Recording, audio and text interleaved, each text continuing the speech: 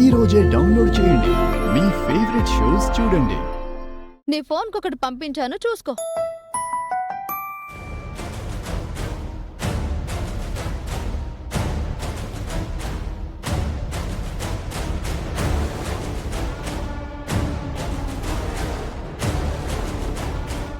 ఏంటే నీ బాధ?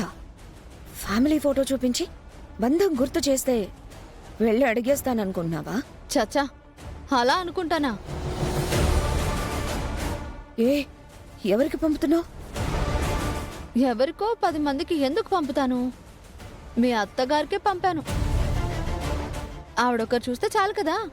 ఆ తర్వాత ఇది అందరికీ చాటింపు అవ్వడానికి, నీ బతుకు బస్ స్టాండ్ అవ్వడానికి. చామంతి, ప్లీజ్ వద్దు, పంపించుకో.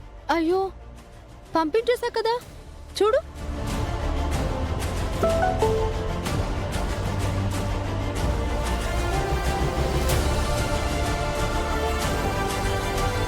చూసింది కూడా.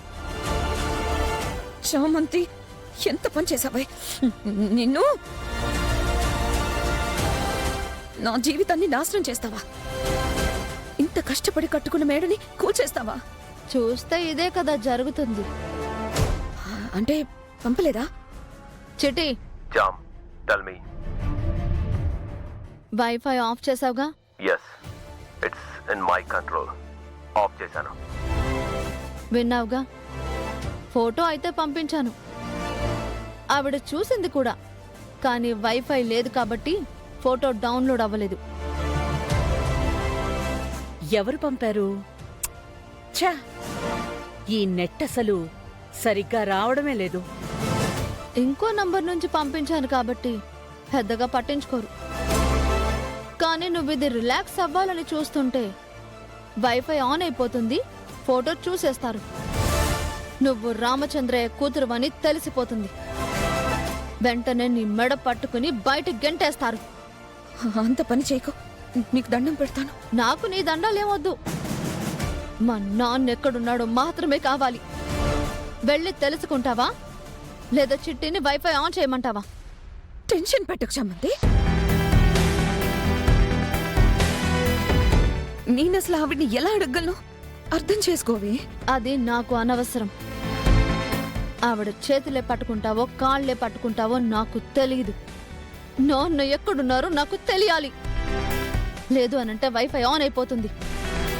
ఆ ఫోటో అమ్మగారికి కనిపించబోతోంది. నీ బతుకు రోడ్డు మీదకి వస్తుంది. అబ్బా, నాకింకా ఓపిక లేదు. నేను 5 అంకెలు లెక్క పెడతాను.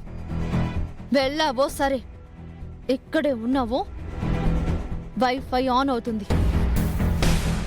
1 1 1 1 2 2 2 2 3 3 3 3. చిటి, రెడీగా ఉండు. Ready jam. 4 4 4 ఓకే ఓకే, నువ్వు చెప్పినట్టే కనుక్కుంటాను. వెళ్ళు.